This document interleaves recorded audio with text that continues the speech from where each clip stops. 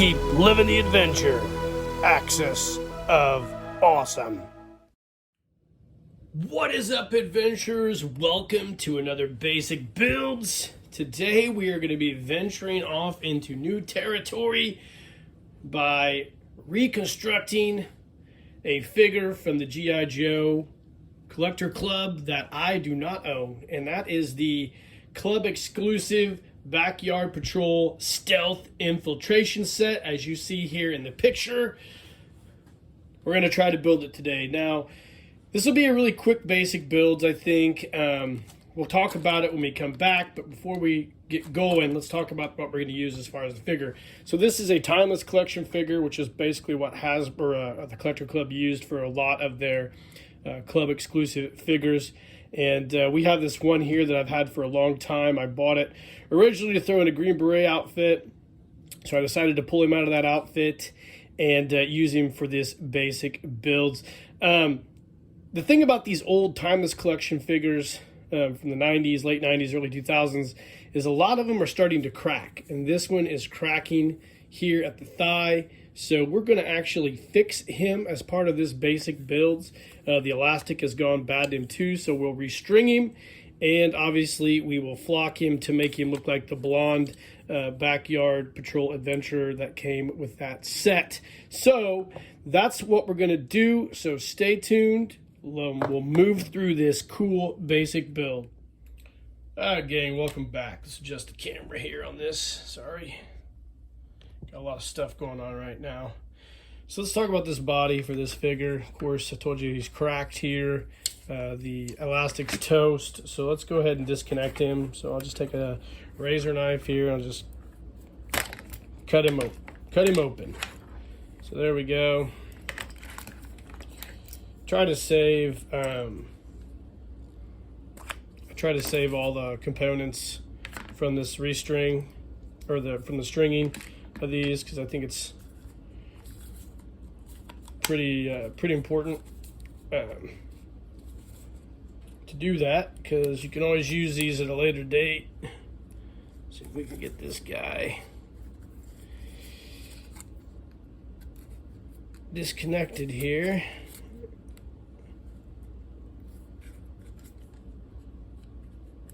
Sometimes it's kind of hard to do. There we go. Apologies for the shitty camera work, but that's just the price you pay when you're a baller on a budget.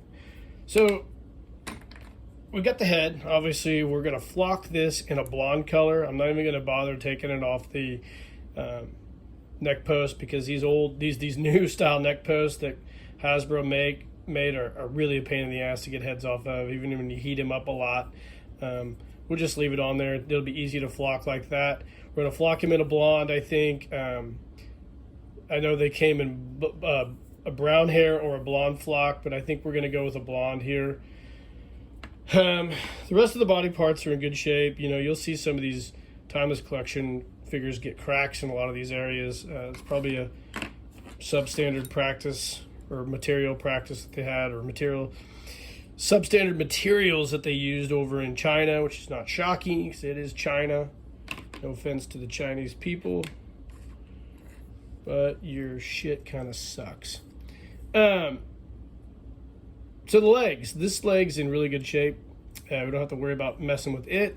But like I said, this leg here is cracked. So let's see if we can take this grommet out here so I can show you guys what we might end up doing with this. So I'll get my pliers here, set of needle noses.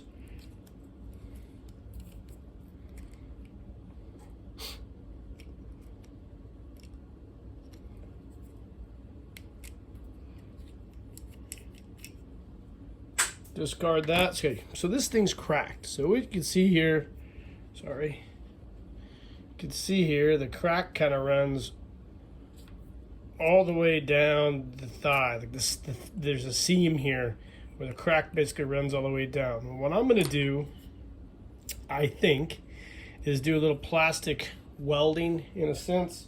So I'm going to take one of these clamps like so. I'm going to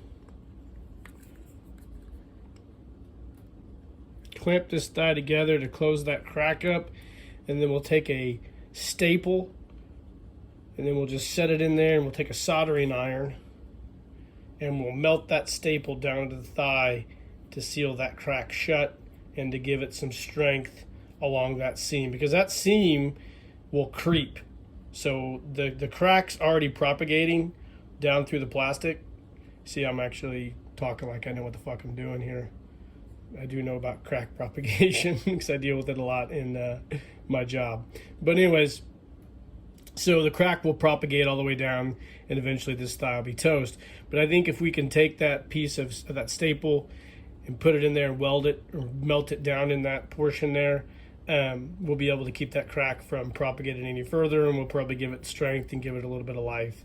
So it lasts a little longer. So that's the idea on this figure right now to fix the thigh, and that's what we're going to do. And then we're going to get a restring kit.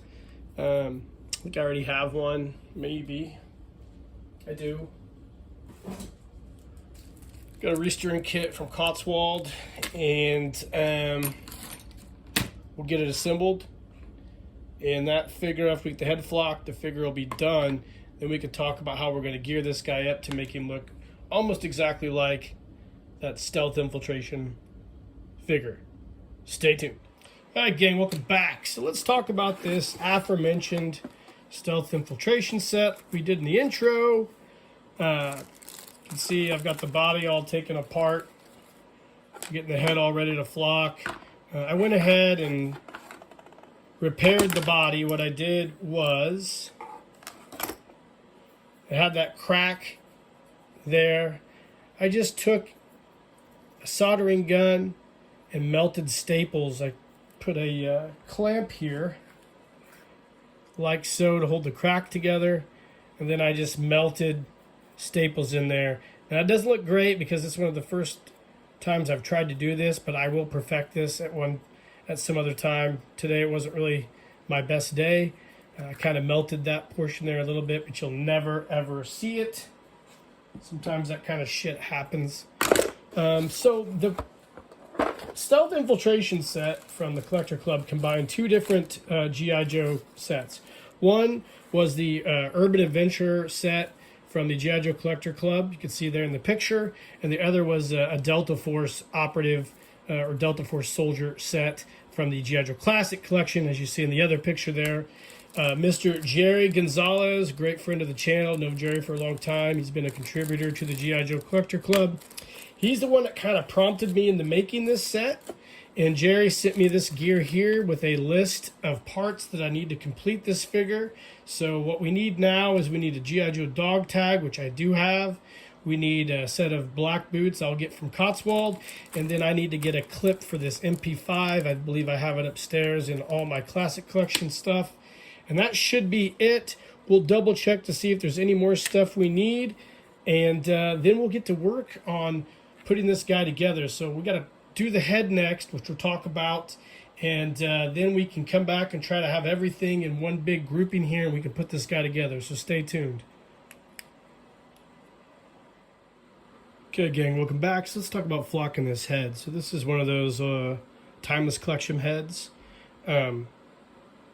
They flock pretty well. This is the head that was used on those G.I. Joe Collector Club figures. So we're going to flock it in a blonde. Now the difficult part about flocking it in a blonde is that this brown's going to show through, and it's not going to look real well on the face either. So I'm going to use some of this Vallejo Iraqi sand color, and we're just going to paint over the brown and kind of paint the beard in to make the face and the flocking look pretty good, hopefully. So that is the plan. So I'll get a paintbrush and we'll paint this up, and then we're going to flock this guy in a blonde. And then we'll come back and try to start assembling this figure. All right, welcome back, guys. So we went ahead and painted the head. We'll let it dry. Doesn't have to be super perfect because it's just going to be kind of there to kind of break that darkness in the flock. So we're going to go ahead and flock him with the neck post in. The reason being, on these Timeless Collection and 40th anniversary figures, these neck posts are a real pain in the ass to get out.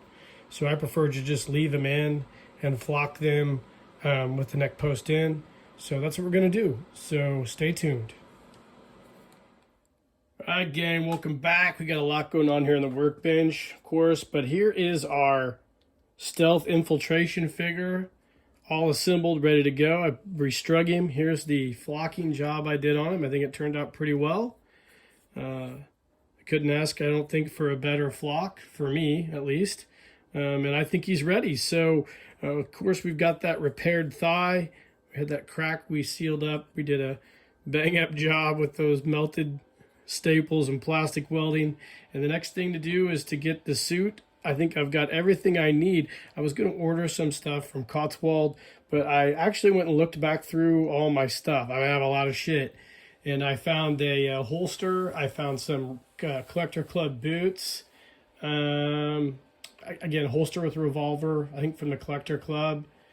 Boots, and I think I have a clip for that MP5 weapon, and I think I have a Adventure Team logo, and I think we can actually assemble this guy. So what we're going to do is I'm going to go see if I can round all that up. We're going to come back and have them all assembled and finish up with a few final thoughts. So stay tuned. All right, gang, welcome back. So that is a wrap on this Stealth Infiltration set that we recreated using Hasbro parts. He is done, and I think he turned out great. I went up in my attic and found an extra magazine for this MP5 style rifle, and this is absolutely a cool set. And shout out to Jerry Gonzalez for helping me to complete this and inspiring me to do it. Thank you very much, Jerry. I really enjoy your Instagram channel. I guess Instagram page, not a channel. So if you guys get a chance, you're on Instagram, follow Jerry. He's awesome. But anyways, to recap what we did. So Jerry sent me a bunch of gear that were from other G.I. Joe sets that the Collector Club used to create this Stealth Infiltration Backyards Hero set.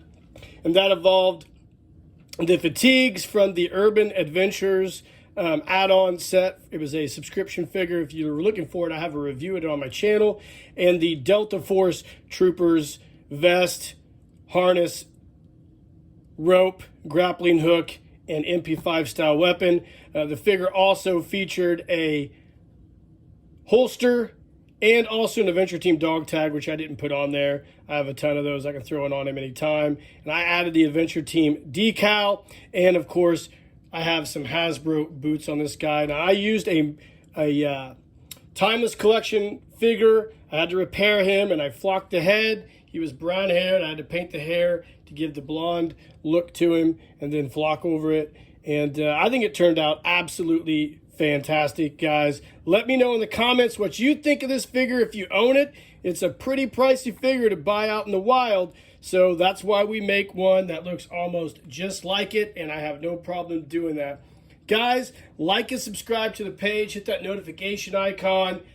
Thank you for watching this, and thank you, Jerry, for helping me realize this figure. And in the meantime, guys, keep living the adventure, and cheers.